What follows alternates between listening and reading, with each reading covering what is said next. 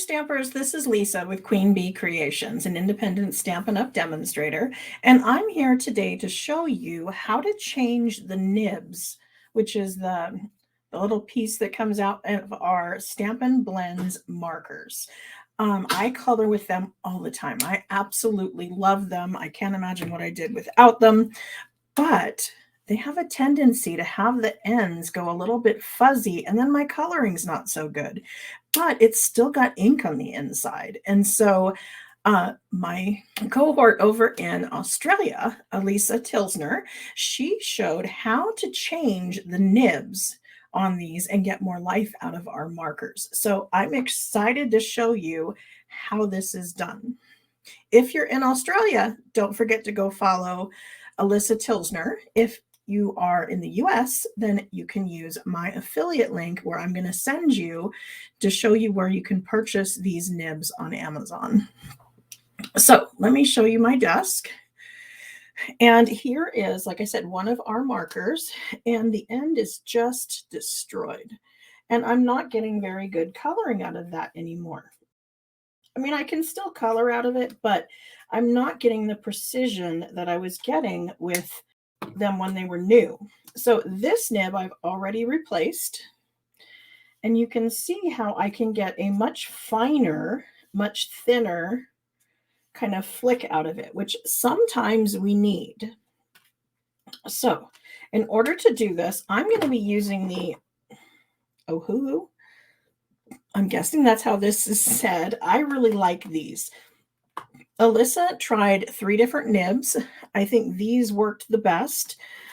She said these were cheapest for her in Australia, but I did not like them. They did not work well for me. So I'm going to stick with this one. I really like it, and easy. Comfortable little place, little tweezers you can use, and all you have to do is take the lid off of this brush end and then just use these tweezers to pull out your existing nib. Then you're going to take one of the nibs out of the little package here, and you're going to place it down in there. And it takes a little bit of pressure, and sometimes I give it a little bit of a twist. I find that helps make it go in. And then I'm just going to store this with the brush tip end down. Now, traditionally, we always want to store our Stampin' Blends on a horizontal plane so that the ink is evenly distributed to both ends. But because I just put a new nib in there, I need it to be able to flow down to that end.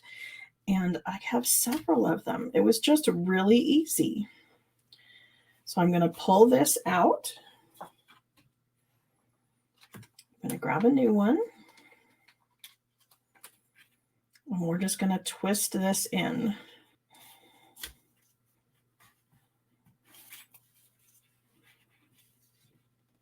There we go.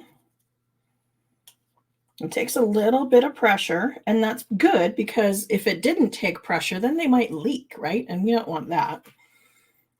So after they have stored with the brush tip end down for a while, the ink will start beginning to flow down to that tip. You can see this one's really starting to get some good ink.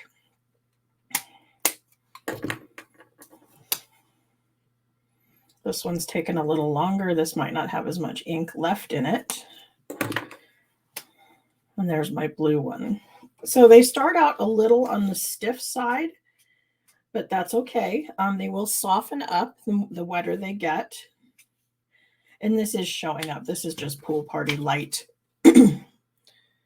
So it is very light.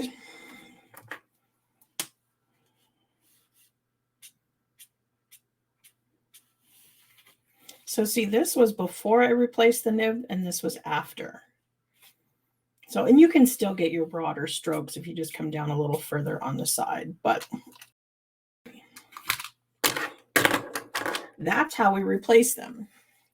Now, on the inside of these, occasionally, by accident, this part will pop off. Of course, now that I'm trying, it's not going to do it. There we go. So this is what's on the inside. This is what's holding our alcohol-based ink, is this little tube on the inside. Now, if they start running a little bit dry, and I've ordered a new set, they're on their way, it's coming. There is an alcohol solution by Ranger that you can add a little bit of that in here just to like squeak the last bits of use out of them while you wait for the other one to arrive in the mail. It is obviously going to lighten up your color and it's not going to be exact, so I don't recommend it all the time, but it is an emergency option if they start to run a little dry. Now, when they are done and say this is no longer working for me, I'm all out of ink, the new ones have arrived, I used them for a while and that nib went bad, what I'm going to do is I'm going to be able to take this nib out of here and then move it over to the other new one. So now I can save this probably in some kind of an airtight Ziploc or something, so that when my new Stampin' Blend, the nib starts to go bad, then I can come in with this one and replace it. Since it's already saturated with that color ink, we might as well go ahead and use it. And if that end, say we use them a real lot and this end starts to go bad, as you saw, you can flip it over and use the other side, which I really like about this.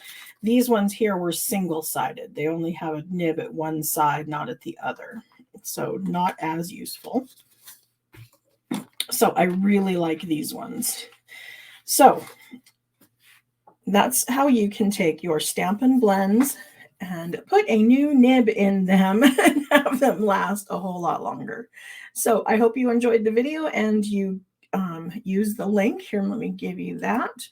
You want to be over on my website, queenbeecreations.net, and then in the shop menu is other recommendations, or you can use the link here, card making tools, and it's going to show you not only the nibs, but my mini magnets and the Velcro dots and several other things that I use that Stampin' Up! Does not provide, yet I find useful. So thank you for joining me, and I will see you on the next video. Thanks.